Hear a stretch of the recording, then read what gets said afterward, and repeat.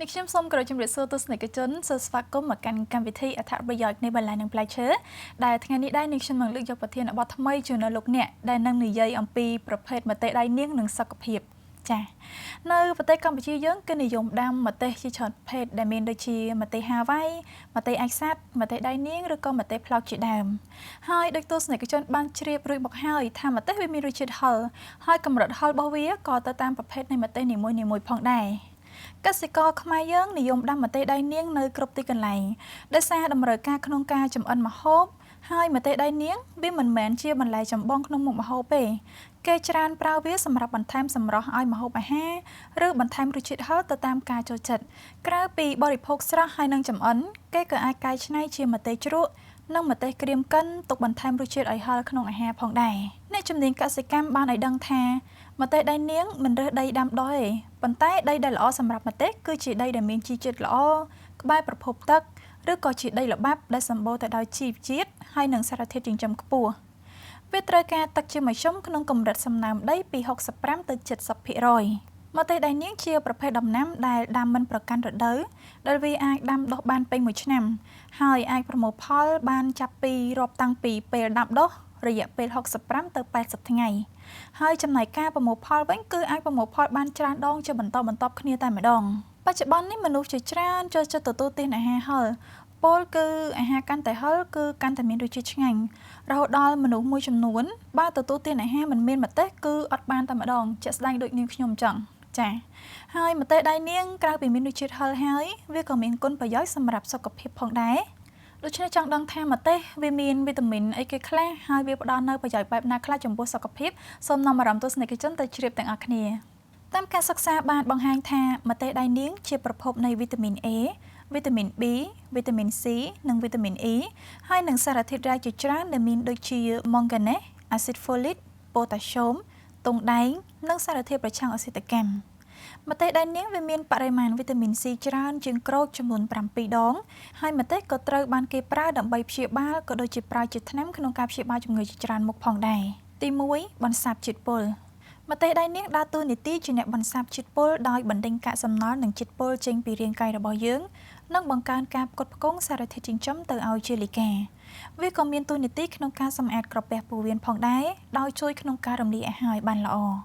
2បំបត្តិការឈឺចាប់ម្ទេសដៃនាងផ្ញើការបញ្ចេញអរម៉ូនអ៊ីនដូភីនដែលជាអរម៉ូនបំបត្តិការឈឺចាប់ពីធម្មជាតិវាជួយបំបត្តិការឈឺចាប់ដែលបង្កឡើងដោយសារជំងឺរ៉ឺម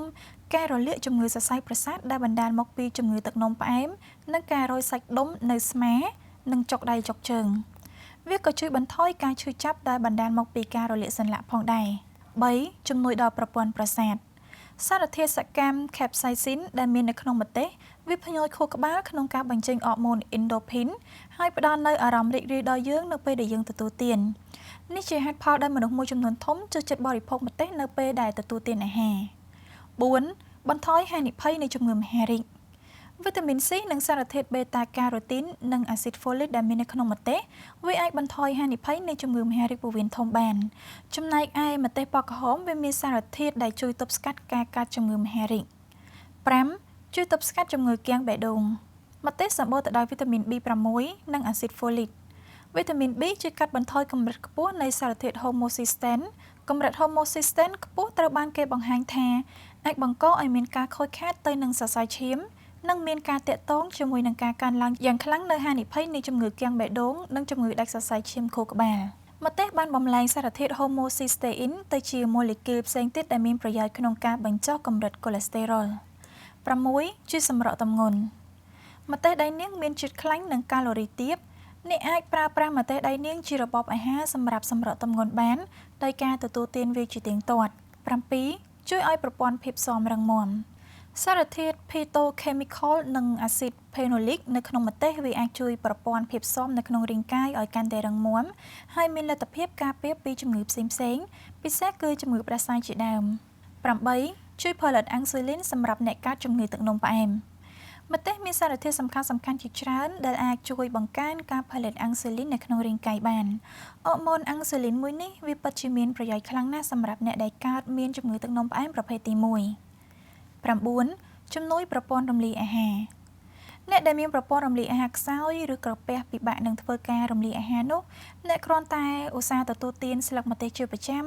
ឬក៏អ្នកអាចយកស្លឹកម្ទេសស្រស់ទៅដាំនៅក្នុងទឹកឲ្យពុះឬទទួលទានវាបន្ទាប់ពីទទួលទានអាហាររួចក៏បាន 10. ជួយព្យាបាលជំងឺគ្រុនក្តៅអ្នកអាចព្យាបាលជំងឺគ្រុនក្តៅដោយការទទួលទានស្លឹកម្ទេស